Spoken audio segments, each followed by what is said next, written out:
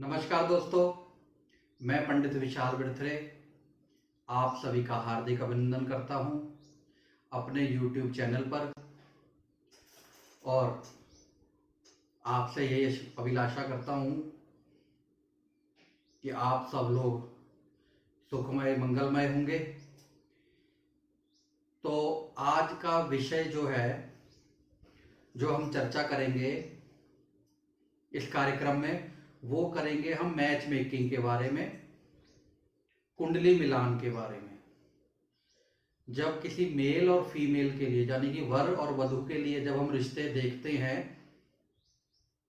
भारतीय संस्कृति में, तब हम मिलाप करते हैं, कुंडली मिलान करते हैं। तो उसमें क्या क्या प्रॉब्लम्स होती हैं या किस तरीके से मिलान होता है, उसके बारे में हम चर्चाएं करेंगे। उससे पहले आपसे एक अनुरोध करना चाहूंगा कि आपको अगर ये वीडियो मेरा अच्छा लगता है तो प्लीज़ मेरे चैनल को सब्सक्राइब जरूर करें, वीडियोस को शेयर करें, जिससे और भी लोगों को यह जानकारी मिल सके जो हम आज मैच मेकिंग के बारे में देने जा रहे हैं। तो हम एक कुंडली के बारे में भी चर्चा करेंगे। सबसे पहले बताता हूं मैच मेकिंग होती क्या है।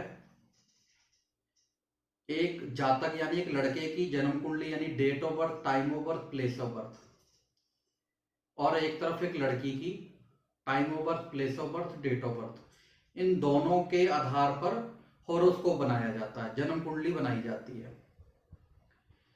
तो वहां पर हम देखते हैं कुंडली मिलान। वहां पर एक आता है कि हमको कूट मिलान करने हैं। 8 प्रकार के कूट मिलान होते हैं, हर एक को कुछ पॉइंट दिए गए होते हैं, जिनका कुल जोड़ 36 होता है।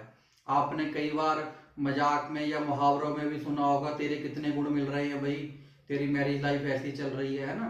तो 36 गुण वहां पर बताए गए हैं। 36 में से मिनिमम 50%, 18 गुण जिसके मिलते हैं, ज्योतिष शास्त्र कहता है कि आप विवाह कर सकते हो। अब यहां कई बार क्वेश्चन ये उठता है, जिसके 25 गुण मिल रहे हैं, जिसके 30 गुण मिल रहे हैं, उन लोगों के भी डिवोर्स के योग बनते हैं, उन लोगों के भी विधवा योग लड़कियों की कुंडली में, या संतान ना होना ऐसी परिस्थिति, या कई बार सुना होगा शादी के बाद लड़का या लड़की बीमार रहने लग गए। ऐसा क्यों देखा जाता है? अब यहां होता क्या है कि हम लोग गुण को देखते हैं, गुण मिलान करते हैं, वहां कुंडली मिलान नहीं करते हैं। कि हम केवल गुण के ऊपर, मैं सबकी बात नहीं कर रहा हूं, बहुत एस्ट्रोलॉजर है, सबका अपना अपना देखने का तरीका है, लेकिन 60-70% एस्ट्रोलॉजर हो गए, वह लोग क्या करते हैं, गुण को देखते हैं। उसके लिए तो बढ़िया तरीका क्या है, सॉफ्टवेयर आ चुके हैं, डेट ऑफ बर्थ डालें आप अपने आप ही लैपटॉप वगैरह में, या अब मोबाइल ऐप भी बहुत आ गई हैं, उसके अंदर आ जाएगा कि आपके इतने गुण मिल रहे हैं। लेकिन सॉफ्टवेयर आपको ये नहीं बताएगा कि विधवा योग, विडो योग है या डिवोर्स का योग है। यह सब एक एस्ट्रोलॉजर ही, अच्छा एस्ट्रोलॉजर आपको देख के बता पाएगा। सबसे पहले तो मैं आपको बताता हूं कूट, जो 8 प्रकार के होते हैं वे क्या होते हैं। ठीक है, सबको पॉइंट दिए गए हैं। वर्ण, वैश्य, तारा, योनि, मैत्री, गण, भ्रकुट और नाड़ी। दोबारा बताता हूं, वर्ण, वैश्य, तारा, योनि, मैत्री, गण, भ्रकुट और नाड़ी, इनके अकॉर्डिंग पॉइंट दिए गए होते हैं। अब वर्ण के लिए 1 पॉइंट, वैश्य के लिए 2 पॉइंट, तारा के लिए 3 पॉइंट, योनि के लिए 4, मैत्री के लिए 5, गण के लिए 7, भ्रकुट के लिए, इस तरीके से ऐसे पॉइंट दिए गए होते हैं।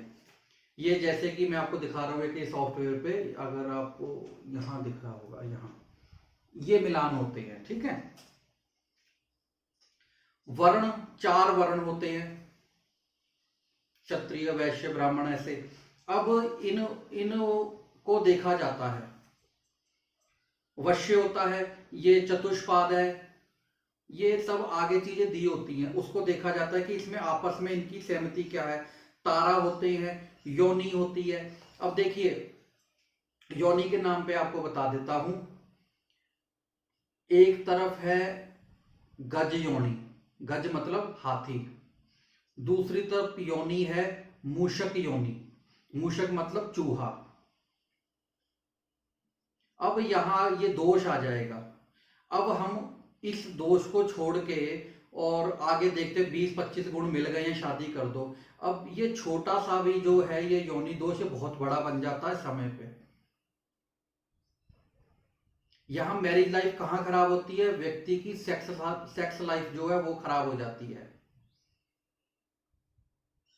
दाम्पत्य जीवन शुरुआत ही वहां से होती है, और यहां से फिर आगे सेक्स लाइफ खराब होगी तो बच्चा होने में प्रॉब्लम होगी, दिमाग में टेंशनें बढ़ती हैं, कोई गुस्सा, क्रोध, इरिटेशन होती है।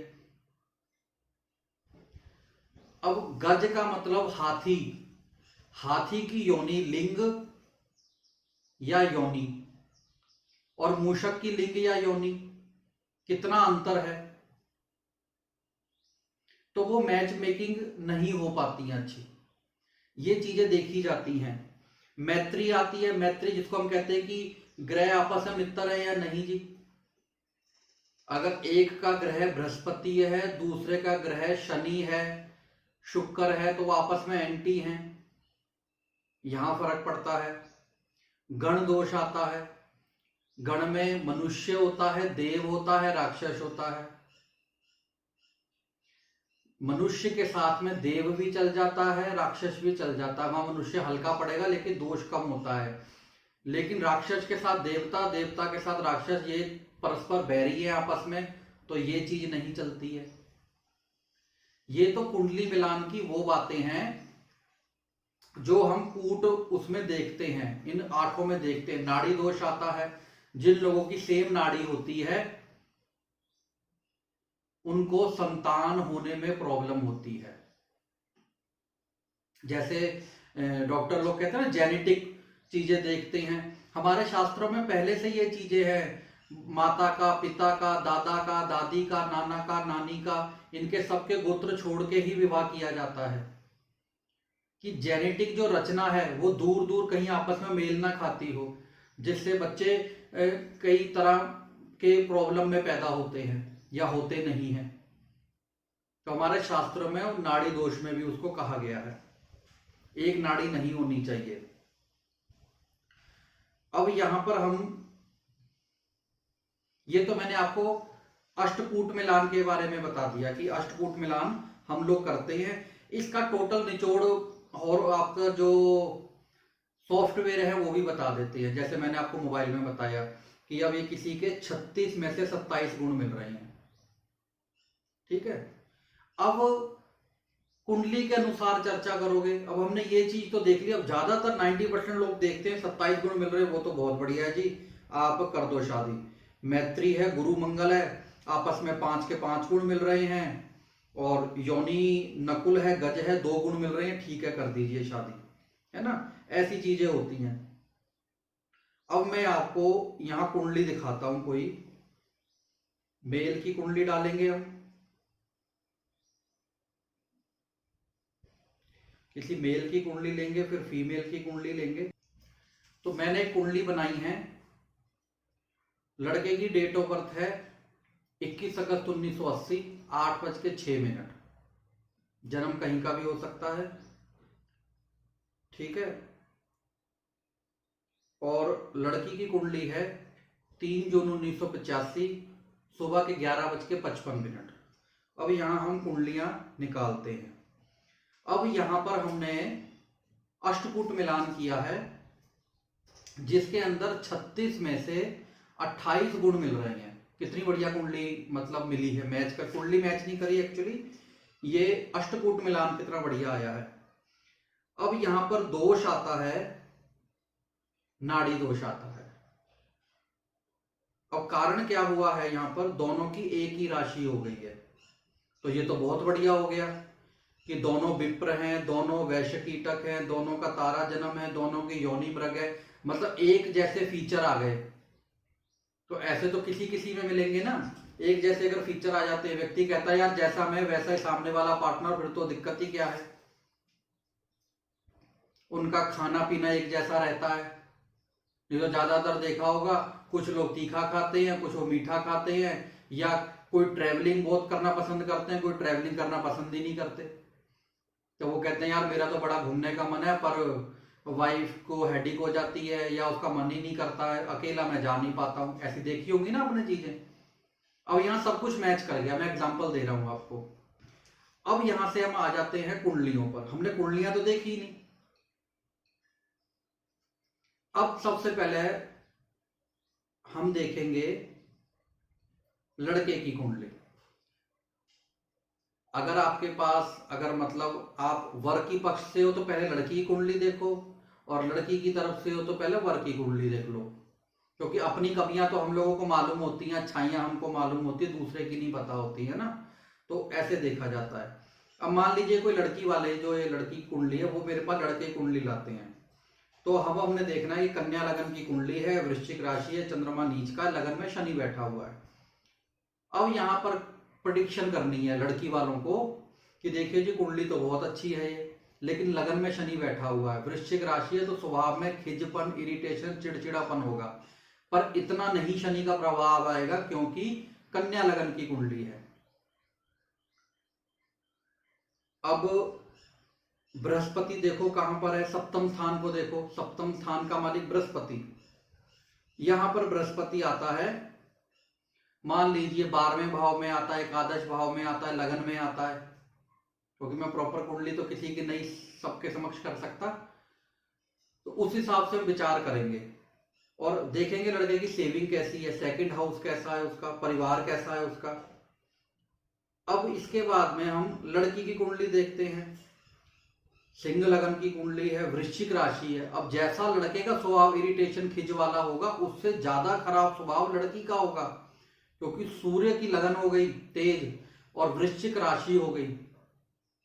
अब जब जब चंद्रमा अमावस और पूर्णमासी के बीच में आएगा, तब लड़की को गुस्सा, क्रोध, खिज जरूर बढ़ा करेगा। ठीक है। बृहस्पति भी नीच का विराजमान है। अब बृहस्पति पंचम स्थान का मालिक है। अब यहां क्या कहा जाएगा, पांचवें स्थान का मालिक, यानी औलाद में कष्ट हो सकता है। बृहस्पति संतान में लड़के का कारक है, पांचवा स्थान औलाद का कारक है, रोग, कर्ज, शत्रुओं वाले घर में बैठा हुआ है, प्लस नाड़ी दोष आ गया है। तो हम कह सकते हैं कि इन लोगों की कुंडलियों में संतान बाधा का योग बनेगा। 28 गुण ठीक है, व्यापार अच्छा है, धन कमाएगा, अच्छी जिंदगी रहेगी, लेकिन संतान की तरफ से यहां कमी रहेगी। और मान लीजिए किसी लड़की का सप्तम स्थान का मालिक छठे, 8वें या 12वें हाउस में विराजमान हो जाए, छठे, 8वें और 12वें हाउस में विराजमान हो जाए। ये मैं एक सार्वजनिक बात बता रहा हूं, बाकी तो कुंडली टू कुंडली वेरी करता है। तो ऐसे लोगों की कुंडलियों में रिश्ता होके टूट जाना, दो विवाह का योग होना, डिवोर्स या विधवा, ऐसी चीजों के योग बनते हैं। अब यहां पर स्थिति क्या आएगी, अगर लड़की का सप्तम स्थान का मालिक छठे बैठा हुआ है, तो हम कहेंगे, जैसे लोग देखते हैं लड़के की कुंडली में, और लड़के की कुंडली इतनी स्ट्रॉन्ग नहीं है, नॉर्मल कुंडली थी। अब वहां केस में क्या होता है, शादी के बाद ही लड़के का काम डाउन होने लग जाता है, नौकरी तो छूट जाती है, या रोग, प्रॉब्लम, बीमारियां लग जाती हैं। वो लड़के की कुंडली में पता लगेगा किस प्रकार की बीमारियां उनको लगती हैं। अष्टम स्थान पे आता है तो आयु कष्ट तक भारी होता है, धन की बहुत ज्यादा नुकसान होने लग जाता है, बरकत नहीं रहती है घर में, ऐसी संभावनाएं हो जाती है। 12वें स्थान में सप्तम स्थान का मालिक आ जाए तो कोई लड़के की कुंडली में भी कोई ऐसा योग चल रहा हो उस टाइम पे कि कोई कोर्ट केस चल रहा हो, तो वहां तक जेल तक के योग बन जाते हैं।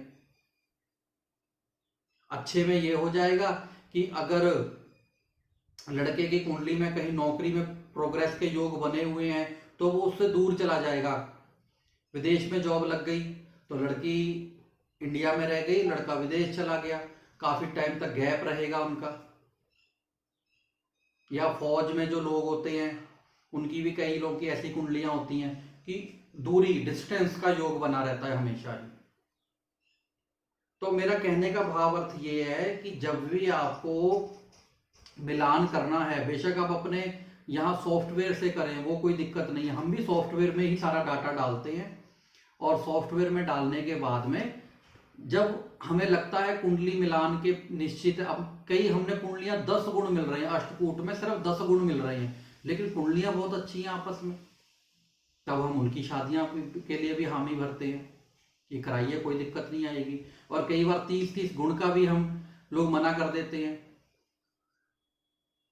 अब मान लीजिए लड़के का 30 गुण मिल रहे हैं, लड़के का भाग्य अच्छा नहीं है, कमजोर है, और लड़की वाले हमारे पास कुंडली लाई हैं, हमें पता है कि नौकरी अच्छी नहीं कर पाएगा, या अभी कोई प्रॉब्लम है, या इसकी सास ससुर के साथ नहीं बन पाएगी, या संतान में कष्ट आ जाएगा, वो मैचिंग है, तो हम कैसे कह देंगे कि 30 गुण वालों की आप शादी कर लीजिए।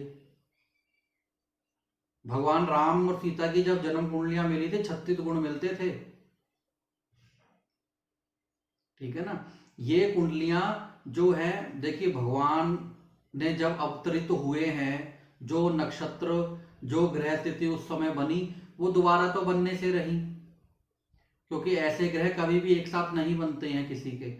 जब भगवान कृष्ण का अवतरण हुआ, जब भगवान राम का अवतरण हुआ, लेकिन ये कुंडलियां इसलिए बनी गई है, मिसाल के तौर पे बनती हैं। अब भारतवर्ष की कुंडली का भी एक ये रहता है कि भारत की कुंडली कौन सी होगी, तो लोगों के पास कौन सी कुंडली है, 15 अगस्त 1947 रात के 12 बजे की, तो ये भारतवर्ष की एक्चुअल कुंडली नहीं है। इसमें भी दो राय होती हैं। हम तो कई बार ये विषय उठाते हैं कि भारत आजाद हुआ है, उस टाइम पैदा नहीं हुआ, पैदा पाकिस्तान हुआ था, वो पाकिस्तान की कुंडली तो मानी जा सकती है, वो भारत की कुंडली नहीं मानी जा सकती। भारत तो अनंत काल से चल रहा है भारतवर्ष। अब किसी ने हमें बंदी बना लिया, या जेल यात्रा हो गई, या हमको किसी ने कैद कर लिया, और 10 दिन बाद उसने हमें, या 2 साल बाद उसने हमें छोड़ा, तो हम अपना जो जन्मदिन जो था उसको मनाएंगे कि जब 10 साल या 2 साल बाद उसने छोड़ा हमें तब मनाएंगे? वो डेट को तो ना फिक्स करेंगे हम, डेट तो जन्म के वक्त की रहेगी। इसी तरीके से कुंडली मिलान में केवल आप गुण मत देखा करिए कि ये गुण मिलता है या ये गुण मिलता है, आप सारी चीजों को गौर करें, ग्रहों की दृष्टियों को गौर करें। अब हंसी मजाक में भी लोग कह देते हैं कि वर वधू की कुंडली से ज्यादा तो सास और बहू की कुंडली मिलानी चाहिए, क्योंकि न्यूट्रल जो फैमिली है उसका रिवाज चल चुका है, कोई साथ रहना नहीं चाहता है आपस में, ज्यादातर तो लोग, ये परिस्थितियां हो गई हैं। तो वहां पर भी आप देख लें। आपको कुछ टिप्स देता हूं। जिस लड़की की कोई भी लगन हो, चंद्रमा नीच का होके वृश्चिक राशि में बैठ गया, वो तो सिंह लगन हो गई, वो तो कंफर्म है कि उसकी अपनी सास से नहीं बनेगी, या सास दूर रहेगी, या सास बीमार रहेगी, सेवा भी नहीं होगी, आपस में उनकी बनेगी ही नहीं। और लगन कोई भी हो, चंद्रमा नीच का होके बैठा हुआ, तो भी सास के साथ में मेलजोल अच्छा नहीं होता है। दूसरा मैंने आपको योनि दोष बताया। लड़के की कुंडली में जिसका मंगल 2nd हाउस में होगा, और अगर तुला राशि वृश्चिक राशि का होगा, तो यह बात काफी ज्यादा कंफर्म होगी, वह लड़का भाइयों में बड़ा हुआ, यानी कि बड़ा भाई होगा, मीठा खाने का शौक होगा उसको, बाहर का खाना खाने का शौक होगा उसको, तो आप ये समझ लेना वो अपनी फैमिली के साथ, माता पिता के साथ रह ही नहीं सकता। अगर रहेंगे तो बहू सास के बर्तन खड़केंगे ही खड़केंगे। अब ये अष्टकूट मिलान में तो नहीं कहीं आएगा ना, ये तो कोई ज्योतिषी ही अच्छा आपकी कुंडलियों को देखेगा, वही बता पाएगा इन चीजों को। तो इस तरीके से कुंडली मिलान किया जाता है। खाली वो एक फटाफट से हमने सॉफ्टवेयर में देख के 15 गुण मिल रहे हैं जी, 20 गुण मिल रहे हैं, 25 गुण मिल रहे हैं, ऐसे नहीं होगा। एक दशाएं देखी जाएंगी। अब किसी लड़की का हम कुंडली देख रहे हैं, सप्तम स्थान का मालिक अष्टम स्थान पर बैठा हुआ है, और लड़के की कुंडली में लग्नेश रोग स्थान पर बैठा हुआ है या अष्टम स्थान पर बैठा हुआ है, तो यहां ये तो कन्फर्म हो गया कि लड़की की कुंडली में विधवा का योग बनता है और लड़के की कुंडली में कष्ट, मृत्यु तक कष्ट का योग बनता है। अब अगर शादी के 2-4 साल 5-10 साल में देखो, अब उन ग्रहों की दशाएं तो नहीं आ रही, अंतरदशा तो नहीं आ रही और वो आपस में क्लैश तो नहीं हो रही हैं। अगर वो हो रहे तो समझ लीजिए कि एक दूसरे पे मृत्यु तक भारी रहते हैं। फिर लड़के की कुंडली में सप्तम स्थान का मालिक, सप्तम स्थान का महत्व क्यों है कि सातवां घर शादी का घर होता है। लड़के का सप्तम स्थान का मालिक अगर 12th हाउस में बैठा हुआ है, सेकंड हाउस में बैठा हुआ है, इन चीजों के बाद देखते हैं ग्रह कौन सा है, कहीं पैसे को बढ़ा रहा है कि पैसे को घटा रहा है, ऐसी चीजों को देखा जाता है। ये सब चीजें देखने के बाद ही हमें निर्णय लेना चाहिए, क्योंकि देखिए अगर किसी ने आपकी नॉर्मल कुंडली देखी, कुछ गलत होगा तो आप कोई एस्ट्रोलॉजर चेंज भी कर लेंगे, कोई बात नहीं, जिनसे असर नहीं मिला कोई और देख ले। लेकिन विवाह एक दो जीवन क्या दो परिवारों का जोड़ होता है, और वहां जल्दबाजी नहीं करनी चाहिए। मैं तो अपने जो एस्ट्रोलॉजर भाई हैं उनको भी बोलता हूं कि आप नॉर्मल कोई कुंडली देखते बेशक वहां 5 मिनट कम लगा लें, लेकिन जब आप किसी की कुंडली मिलान करते हैं, मैच मेकिंग करते हैं, वहां थोड़ा अच्छे से अपनी राय दें। सामने वाला क्या करता है वो हम नहीं कह सकते कि वो शादी कर रहा है या नहीं कर रहा, लेकिन आप अपना डिसीजन बहुत सोच समझ के अच्छे तरीके से दें। हमारे डिसीजन पर लोग आगे निर्णय लेते हैं। किसी के देखिए जीवन का तो कोई कुछ नहीं बता सकता है, लेकिन कम से कम ज्योतिष के आधार पर आप सही जानकारी दें, जिससे अगले वाला पर्सन जो भी है दिखाने वाला, वो सही निर्णय ले सके कि उसको क्या करना है क्या नहीं करना है। हमारे पास बहुत तो ऐसे लोग भी आते हैं, हम तो उन्हीं की सोच पे ही सोचते भी ऐसी क्या सोच है कि लड़की वाले कहते हैं पंडित जी लड़का विदेश में है, फॉरेन में है, इतनी इनकम है उसकी, हम कहते हैं जी गुण नहीं मिल रहे हैं, ये दोष है।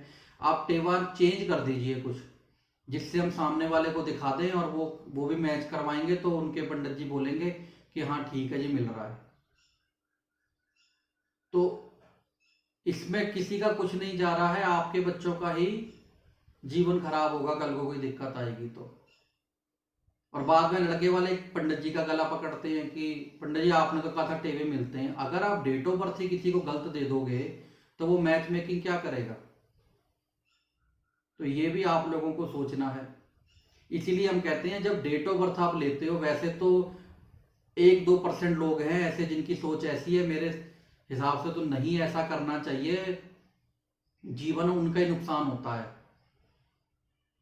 मेरे पास बहुत से टेवे ऐसे होते हैं, बाद में आके फिर यहाँ बोलते हैं देखो जी ऐसा हो गया, 6 महीने में डिवोर्स की बात हो गई या दिक्कत हो गई, क्या हो गई। जब मेकिंग ही नहीं अच्छी, मैच मेकिंग ही अच्छी नहीं हो रही है तो क्या करोगे। तो इसलिए मैच मेकिंग अच्छी करें और करवाएं। अपने आप डॉक्टर सिर्फ यहां तक बने कि अगर सिंपल सी बात है, अगर आपको एस्ट्रोलॉजर की जो फीस है वह बचानी है, तो आप अपने घर पे जो सॉफ्टवेयर है उनसे एक बार मिलाप कर ले करें। अगर आपको मिलाप में कुछ समझ लग रहा है कि अस्कुट मिलान थोड़े ठीक मिल रही हैं, अब कुंडलियों के बारे में हमें नॉलेज नहीं है, ये तो पंडित जी बताएंगे, फिर उस 15 टेबों में से अपने दो 4-5 टेबे हैं वो दिखवा ले उनसे। 15 की जगह 5 की फीस देनी पड़ेगी आपको। अब मान लीजिए किसी टेबे के 3 गुण ही मिल रहे हैं, 2 गुण मिल रहे हैं, 5 गुण मिल रहे हैं, तो वो तो दिखाने का फायदा ही नहीं है ना। क्योंकि एस्ट्रोलॉजर ने तो अपनी फीस चार्ज कर लेनी है उस टेवे की, यस या नो बता के। तो आप सॉफ्टवेयर में पहले चेक कर लें, और जो आपको 15 में से 2 4 5 निकल रहे हैं उनको आप आगे एस्ट्रोलॉजर से तरीके से अच्छे दिखवा लें। तो ये मैंने आज आपको मैच मेकिंग के बारे में जानकारी दी है। अब अगर आपको ये वीडियो मेरे अच्छे लगते हैं, देखो मैं तो यही आपसे कह सकता हूं, अनुरोध ही कर सकता हूं, तो प्लीज मेरे चैनल को सब्सक्राइब जरूर करें, मेरे वीडियोस को आगे शेयर जरूर करें, लाइक जरूर करें, जिससे मुझे भी ऐसे वीडियो बनाने का प्रोत्साहन मिलता रहे आपसे। और जो पर्सनल डिटेल चाहते हैं वह नंबर आपको यहाँ पर फ्लैश होते रहते हैं, दिखते रहते हैं, तो आप वहां से पर्सनल जानकारी ले सकते हैं। व्हाट्सएप के माध्यम से आप एस्ट्रो सर्विस का प्रयोग कर सकते हैं। इतना ही कहते हुए मैं पंडित विशाल वृथरे आप सभी दर्शकों से आज्ञा चाहूंगा। नमस्कार।